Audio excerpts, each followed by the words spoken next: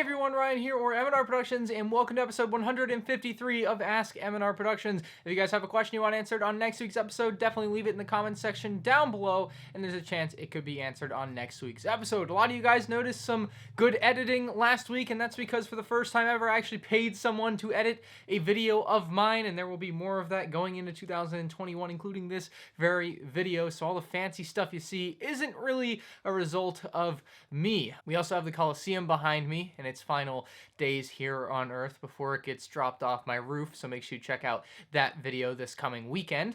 I would also like to congratulate the LEGO Star Wars Nebulon B Scalper on surpassing 700 sales of the Nebulon B Frigate. Again, congratulations for making a crap ton of money, capitalism at its best, and great job LEGO for selling them all to him. Oh, and I got a new chair, so the angle on this video is going to be a little bit different than it was with my old chair, because this one doesn't go as high, but it at least supports me now. My old chair had broken, so I got a new one from Target. Anyway, first question from Thomas says, do you think there will be any set bigger than the Coliseum? If yes, what will it be? I have no idea what it will be, because if you had asked me 2 years ago if there'll ever be a set bigger than the Millennium Falcon, I would certainly not have told you the Coliseum, but I think there's obviously a good chance that over time we will once again see a bigger set. Every time so far that LEGO's made the biggest LEGO set ever, there has been a bigger LEGO set, as Qui-Gon Jinn says. There's always a bigger fish. We have a really good original Star Wars joke from John Russell. He says, featured joke of the week, what is it called when Red 5 breaks up with his girlfriend? An X-Wing. That was pretty good. Right Guy says, what is the most unique piece of LEGO you own? It can be sets, merch, minifigs. I'm genuinely curious. Well, it's not a set. It's not a minifig. This thing right here is far and away easily the most unique thing I, or probably many of you guys, own that comes from LEGO or has anything to do with LEGO. It's the Toy Fair Award for Construction Toy of the Year. LEGO Star Wars BB-8. I still have no idea exactly how this happened, but I saw it on eBay one day for $100 and I bought it. So I wish I knew more information about it or what it's actually worth. Like, I don't know if this is like worth tens of thousands of, like, I don't know if this is worth like tens of thousands of dollars or just like a few $100s, because I only paid $100 for it. So, I mean, I bought it like as soon as I saw it though, like I was not passing on this, but it's a Toy Fair Award. So that's something you don't really see in a lot of people's collections. And it's something that I'm really happy to have for the time being.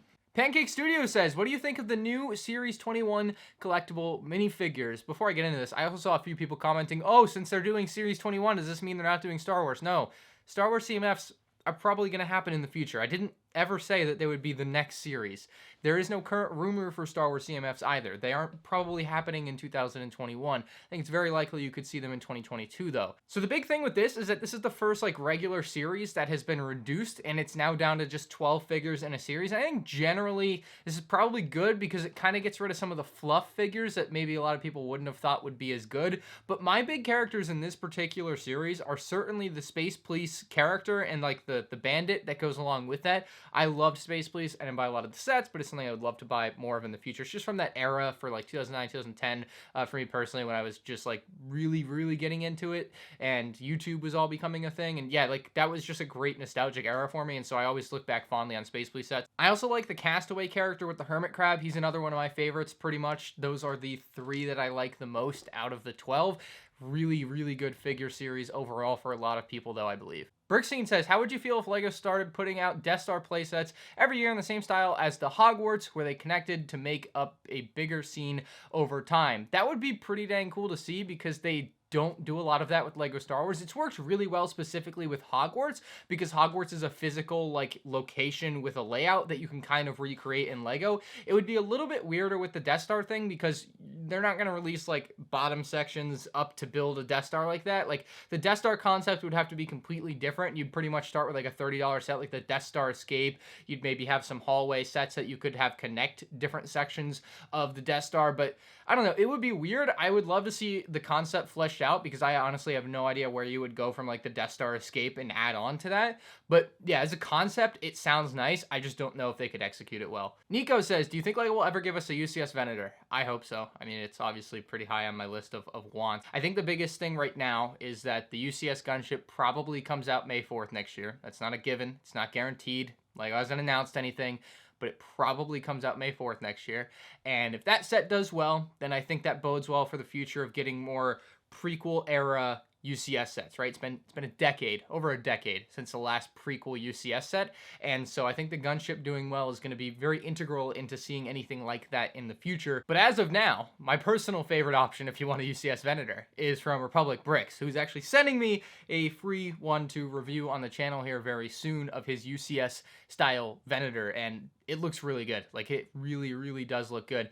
Now, if LEGO makes one, it would obviously be cheaper than this, but this is a pretty good substitute for what right now doesn't exist in LEGO form, as in a UCS Venator. And hopefully, maybe in a few years, we get one from LEGO. Suspicious Turtle says, do you think the 2021 Imperial Shuttle is actually going to have Luke with a blue lightsaber, or do you think it's a bad render? That is not a render. Like, that's just...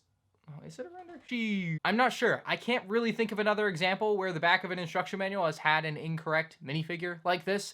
It is a finalized character selection. These are finalized figure designs, much like in the way Darth Vader's not going to have arm printing in the set. Like, these are the figures you're going to get in the set. A lot of people are like, oh, these are preliminary images. These are not preliminary images. You don't get preliminary images in the back of an instruction manual. That's not how it works. It's just a waiting game at this point. We'll see. Hopefully not. I mean, it's obviously not going to absolutely ruin the set. You know, if he does have a green lightsaber, he can fix those things. They're pretty easy fixes. But for a company whose slogan is only the best is good enough, it's honestly embarrassing. Akbar Sen says, do you think that the child LEGO set will be renamed Grogu? I don't know. It is kind of interesting because the Disney thing has kind of built up this marketing that on the box it says The Mandalorian and the Child, right?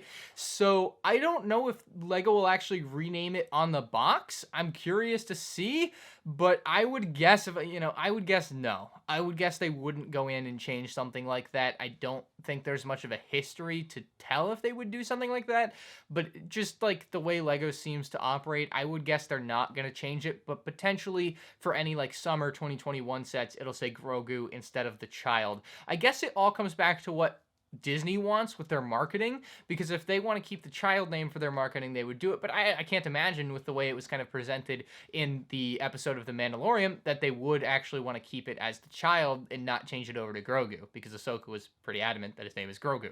Gus V says, do you know why LEGO releases their new Star Wars sets, and actually quite a few other LEGO sets obviously, on January 1st? Wouldn't it be more logical if they released them just before Christmas when everyone is buying gifts? I 100,000 million billion % agree. I have always been very confused as to why the official release date would be a week after Christmas. Now, obviously, most of these sets are still available the next Christmas and get their subsequent sales then, if that's what LEGO is banking on. You can often find the January LEGO selection in stores a little bit early, sometimes like a week before Christmas. I would maybe guess it also maybe has something to do with just having the stock for Christmas and then having this separate wave of stock come out in January, and maybe kids spend their Christmas money on the January sets right after Christmas, so that's kind of the point of that. I don't know. I'm sure there are some people with more informed ideas as to why. Certainly let me know in the comments, but my best guess is just that LEGO doesn't want to force themselves to have to make so much stuff ready for pre-Christmas,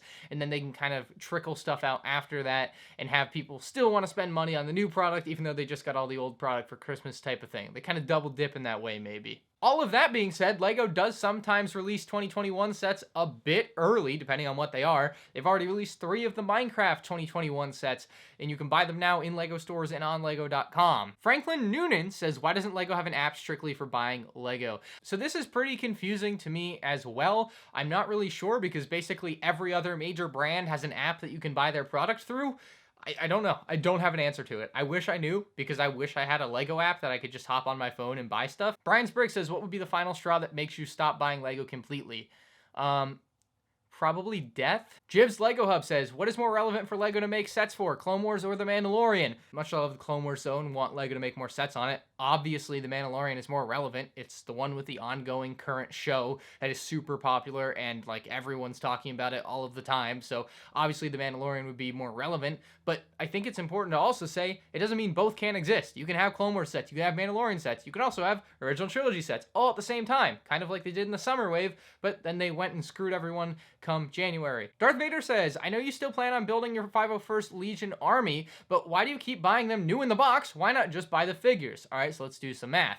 If a new in the box set on 20% off sale, which is when I'd be buying them, costs $24, that is about $6 per clone trooper. Plus, I still have the builds and the droids, which I could either sell to somebody or just keep myself, which is added value either way. But let's say the builds and the droids are worth about $8 of that $24 I spent on the set. That brings us down to $16 for just the 4 clone troopers, which makes them about $4 a piece. So if we go on bricklink.com, we can see the going rate for either the jetpack trooper or the regular 501st trooper is about $6 a piece. So if I wanted to just buy the troopers, I would essentially be paying the full $24 for the battle pack, but I'm not getting the builds and the droids. Why am I gonna pay someone else extra that went and bought the sets just like I could have, took everything out of the box, and then just gave me the clones for the same exact price?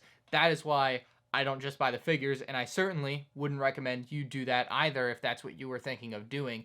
Sam1 says, do you worry with running 4 channels that you run the risk of overexerting yourself? Do you have any strats for not burning yourself out? I don't have any particular strategies. It's more just like I have a drive and I think that really helps. But I mean, yeah, of course I'm always worried about overexerting myself, and that's why I've started to take steps to avoid that, like hiring an editor for these Ask M&R videos, and future videos, depending on what they are, we'll have paid editors as well. And there's a lot of things that I'm going to be doing to avoid that, but also just making fresh content for myself always keeps it interesting. But in general, I don't think I'm too worried about it. Like, I think it'll be fine. I'm doing a lot of stuff that I find really fun and engaging for myself, so I'm not too worried about that. But yeah, maybe ask me again in a year.